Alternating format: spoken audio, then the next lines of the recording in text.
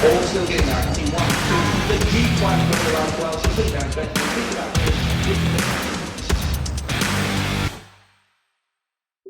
G'day punters, welcome back to the MacBet NRL review video. We'll be talking about round 3 and the round that was, but joining me as always, firstly, Cory France. Cory, how you going? Yeah, good mate, yourself? Yep, good mate, up and about.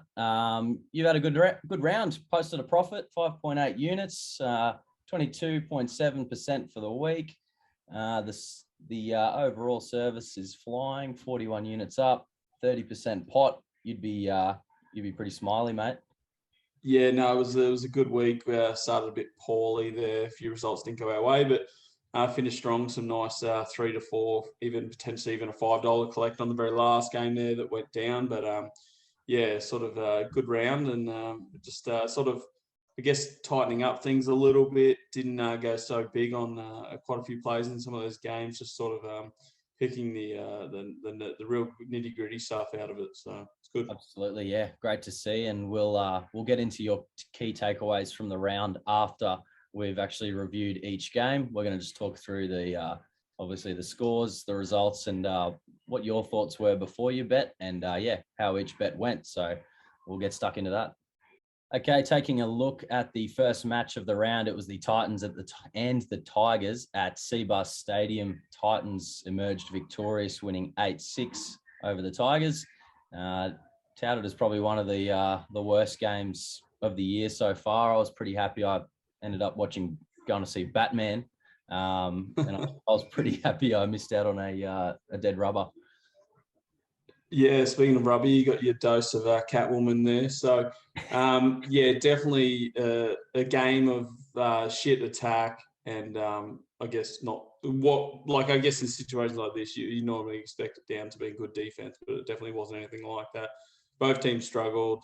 Titans looked like they had the game in the bag, and then Titans pretty much scored on the buzzer there. So, yeah, not much to sort of take out of that in terms of both teams, but like Titans in weeks in the past probably shown that probably one of the better attacking sides, and they were anything but. So they definitely probably a good one for them to, I guess, pinch and get the win, and sort of use one of those bad games on a game that you can still get the W. So in terms of the two bets we had there, I guess it doesn't really help too much when there's not much scoring. You obviously get 4 points for every 1 point scored. So sort of already on the back step there. We lost both of them, but just furthermore to that, obviously, spent a bit of time on the sidelines with the HIA there. I guess in terms of the theory behind both bets, both players in the same team in each one. So it's sort of like a correlation bet. So you're looking at a player that is quite heavily in attack, one that's quite heavily in defence there. And I guess when you've got a natural sort of over there, even if the game doesn't go the sort of way you expect it to go, you're generally going to benefit in the other player. So yeah, sure. Just unfortunately the way the game was low scoring, it just didn't help us there, and we went down pretty easily. So do like the logic there, having an attacking player and a defending player, and just see how the game pans out. Okay, second match of the round was the Sharks and the Knights on Friday afternoon at PointsBet Stadium. The Sharks spanked the Knights 18-0, and we just had that one early play there in red italics. It's the Knights plus. Cory, I'll let you talk through the remaining bets, which you sent out about 20 minutes before the kickoff. Yeah, so we it's an 18-0 performance. Obviously, don't want to be too harsh on the Knights here. The Sharks were pretty good, 18-0. They sort of suffocated the Knights, not giving them too much of a chance there. So yeah, we obviously had the 1 unit on the Knights plus 6.5. And then obviously the margin and the unders, definitely right in the right money there. Windy conditions, chasing the unders there was never really sort of in doubt. But I guess with the Sharks there, 1 to 12, obviously went down late with the late try to them. Had the few player performance and most tackles bets there. Sort of heavily against Finucane in all 3 of them there. Sort of got a bit of a gauge the previous week that McInnes was going to spend more time on the field, and it sort of affected his minutes. Probably didn't affect it too much in this game, but still at the end of the day, Chris Randall was probably very undervalued in both of those two. He ended up with about 59 tackles in total. And then Saifidi just on default there, just far too good. So yeah, good result in terms of those bets. But yeah, just a bit unlucky with the Sharks just picking up a bit of extra points there late. So Yeah, absolutely. And nice to see a few bets hit the line above the $2 mark. It doesn't feel like we get these kind of prices much betting on sport, but sort of the way you play into these markets, you end up with a little bit of value, especially the 330 there on sports. Yeah, definitely. Okay, Panthers Rabbitohs, the grand final rematch there at Blue Bet Stadium on Friday night. The Panthers got up 26-12 over the Bunnies. Early play was the Rabbits plus 7.5, and the remaining plays came just before kickoff. Yeah, so Penrith too good in the end. Probably a bit stiff. I guess Mark Nichols got injured early on, so they're already down a guy. South, so sort of put us on the back foot early on. We're pretty much good for the margin unders there. A nice little collect, but I guess a penalty try ended up proving the difference. Cleary sliding one from the sideline and then in front, so that hurt a little bit, but that's not to worry. I sort of took Crichton under 39.5 here in the play performance. Obviously, with Cleary back in the side, Crichton's been goal kicking. Knew he wouldn't be this game, but I sort of felt like that score reflected that a little bit, that he might. Unfortunately, though, he did get a try, so that hurt pretty bad. And in the end, he was too good there. Had Taylor May in the most meters market. He's sort of fresh to the scene, and he's a bit of a sort of Brian To'o in a way that he makes a lot of easy meters, one off the ruck sort of thing. So yeah, with that one, it was sort of like didn't look like a game that he would actually sort of get it, because Johnson was making a lot of meters there as well. But yeah, he was still too good in the end, so we cashed there. And then yeah, in terms of the Luai most tackles one, with obviously Penrith having too much of the ball there, Walker was always going to make a fair bit of tackles, and ultimately did so. All right, early match on Saturday was the Warriors and the Broncos out there at Moreton Daily Stadium. Probably a good chance to pick up a few supporters for the Dolphins there. Broncos putting in a woeful performance. Warriors won there 20-6. Yeah, definitely a woeful performance, and probably even woeful from the officiating as well. So you on Twitter. I was watching. Definitely very vocal there. I was down at I guess just sort of. just Sorry. I was down at Shore Park just watching the tweets roll in, and I just thought, oh, his head's in the oven. It's good to see. Yeah, it's just a nightmare. But like, I guess sort of to put it into some context, you've probably seen the replays yourself, but you've got Flegler getting sin bin for a regulation tackle. You've got the ref just making up his own rules, not letting Adam Reynolds challenge when the night before they could challenge for the exact same thing. It just seems like consistency's out the door. And I guess if we as a supporter were told that this is the rule and this is what happens, you live with it, providing there's consistency, and there's just none of that at the moment. So definitely a tough one to swallow. Especially if you're a punter, you're putting your hard earned behind it, and it's just inconsistent. It's just such a sick beat when the goalposts are moving. Exactly. And I guess in terms of this match itself, ultimately, yeah, the Reece Walsh bet under 55.5 was just going to hit the line, and right at the end there, I think Brisbane laid all over the tackle because they knew that the Warriors had knocked it on, so they knew they were going to challenge.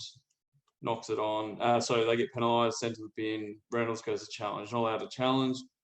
Game's over, but then Reece Walsh kicks a penalty goal and an extra 4-point slob, and we get done. So I'm going to say obviously that's the exact reason, but yeah, just sort of things like that. It was a tough one to sort of swallow there, and but yeah, no, spot on. Brisbane were pretty bad once again, and sort of copped a few injuries out of it as well. So sort of where they go from here, I wouldn't be surprised if Haas doesn't play for the next few weeks. Obviously, with a bit of video footage that's come to air, so.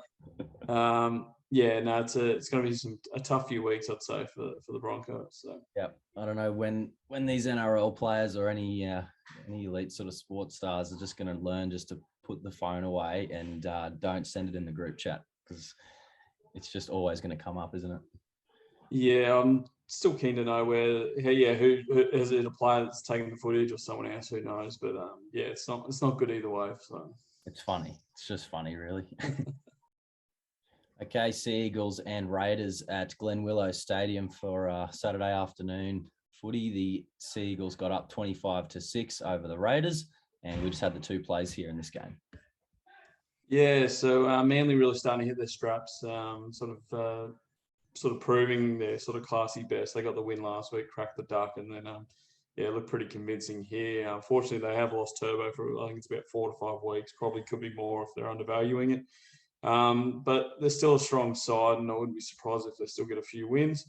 In terms of the markets, we took Ruben Garrick there, expecting a bit of a dominant performance from that team, and a nice little price there.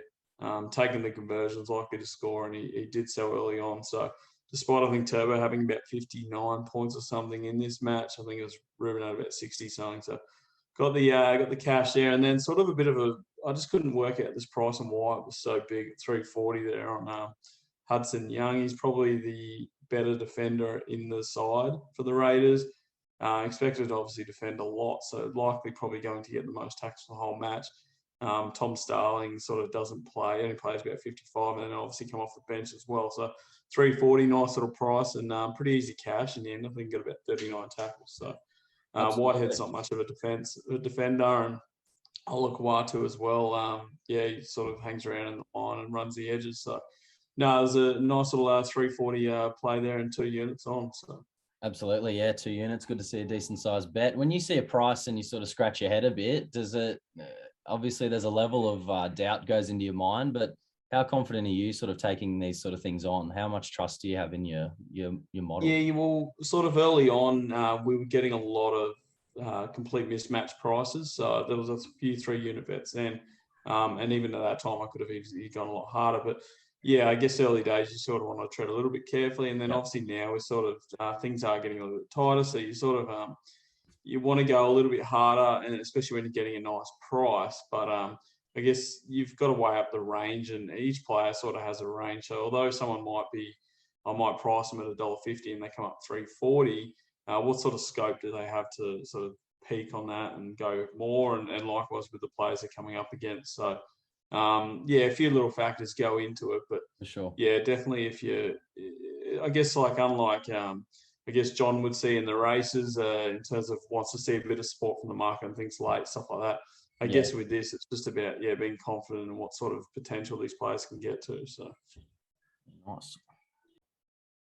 Okay, Cowboys Roosters for the late game on Saturday night at Queensland Country Bank Stadium up north there. Roosters got up 28-4 over the Cowboys, and we had just the 2 bets.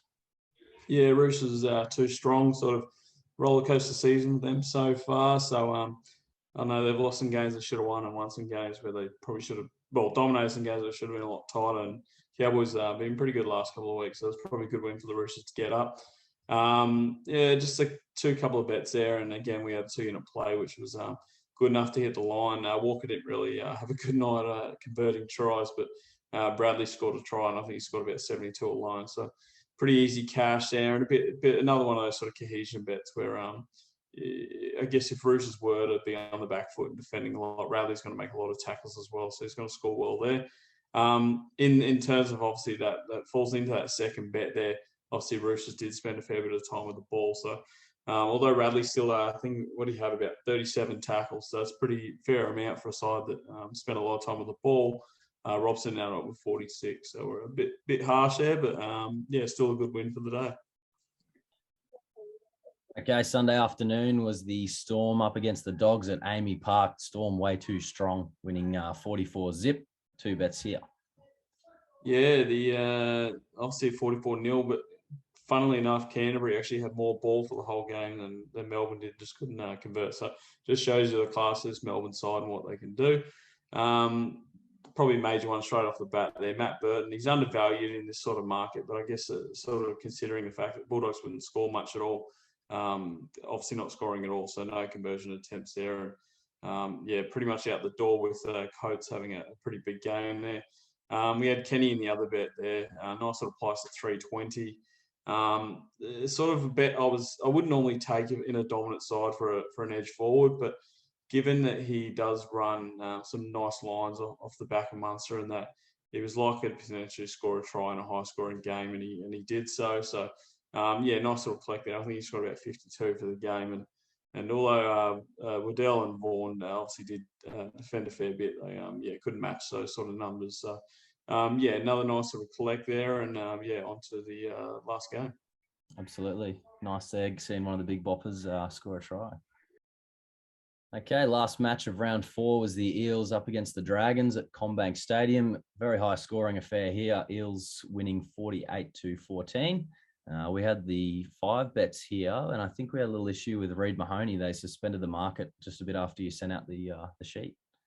Yeah, so I the original lineup that I've seen was a tad wrong to what I've actually got there. So Sean Lane did play, and he was in that market. So that was the reason that was suspended. It was actually yeah, whether it hadn't been updated correctly or not, I'm not too sure. But basically, long story short, the Dragons made some mass changes right before kickoff there, like Mbai playing at fullback, Jack Bird playing in the halves. Like it's just the list goes on. And I was sort of keen to play the Dragons, but in the end, I only had the real small half unit bet on the overs there as well with them because I just couldn't work out what was going on. But sometimes in these situations, you got to think that maybe they've been training like that all week and it's not an issue at all anyway.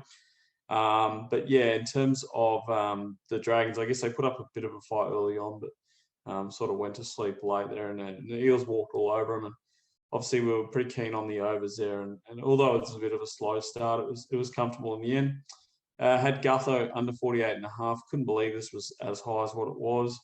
Moses was always going to do the kicking, not Gutho, but yeah, he got a try there, and it looked pretty much like it was going to sail over for probably with 12 to go, something like that. I think he was on about 48 then, so fortunately, he just couldn't really pick up any more points, and I think he ended up with a 209 meters. So if he gets 210 meters, it actually falls to 49. So we definitely got lucky there with the 2 units on. Had Ravalawa in the group most meters market there in that tab. So it was about $6 early on, come into about 5 late. He's a bit like sort of what we took with the Taylor May. He makes a lot of easy meters off the kicks and takes a lot of hit ups while the forwards are getting back on side and things like that. So even in a side that's not necessarily going to dominate with the ball, he's still going to score easy meters there. And it looked pretty comfortable. I think at the end of the game, he was on 194. Gutho was on 192, and I thought that was going to get up. But when the adjustments come through, it didn't work our way. So unfortunately, a bit of a 5-unit swing there. But obviously with the Gutho one, it sort of made up for it. And then, obviously with the Marnie most tackles, but we, didn't go ahead with that one. All right, that concludes our betting review of round 4 of the NRL. Like I said earlier, decent enough round, 5.8 units profit, 23%. Could have been a little bit bigger there if that $5 pop lobbed in the last. But Corey, as usual, we'll get your key takeaways from the round. And what are we doing? Looking forward to next week. Yeah, so I guess sort of look at what we come to the end of round 4, heading into round 5, and sort of starting to see that the cream's rising to the top. The good sides are going well. I guess Manly's probably going to be the short straw out of that situation. Obviously losing Turbo for a few weeks there, but yeah, you see the likes of Brisbane and those sort of sides really starting to struggle. Even sort of Knights who got off to a sharp start are sort of slowing down a little bit, but even though they're playing good. I guess in terms of betting and the markets we're sort of tackling there, probably a split between matches and performance. And the performance markets, obviously, as the bookies and that get more data, although more markets and more bookies are becoming available, they are getting a bit sharper and tighter there. So going to have to work hard to try and find a fair bit of value around, because there's a few, obviously, forums and things like that sort of talking him up as well. So because sort of matched with that one. And then I guess in terms of how I'm seeing the games itself, starting to get a better grip on what's going on. And like in terms, especially with totals and things like that, they can often be hard to measure. But definitely getting a better understanding of how teams are, especially as we head into the origin period as well. Yeah, absolutely. And it's been a profitable start to the year, and good to see a bit of confidence for you, especially after last season going real tough there with the rule changes, and then managing to sort of stick out the season and post a profit. Okay, thank you for your insights, Corey. And guys, if you're interested in following Corey's set, you can head to our website, macbet.com.au. Under the NRL tab, you'll be able to see a weekly subscription. It's $50 per week. You get access to all the previews, everything you see on the sheet there, the recommended plays. You're in the Discord there where we send the tips out, so you get notified straight away. Corey even takes the liberty of sending a little warning message 10 minutes before his bets come out, so there's plenty of opportunity for you to get set there And yeah, keen to announce as well, we're offering a $5 trial. So there'll be some more details coming up on our socials shortly. But a good way to get your foot in the door. Hopefully have a little bit of a win in the first week and yeah, continue on with the subscription and hopefully post a profit for the season. Corey, thanks for your time, mate. We'll hear from you this time next week. Sounds good, mate. Speak to you then. Thanks, mate.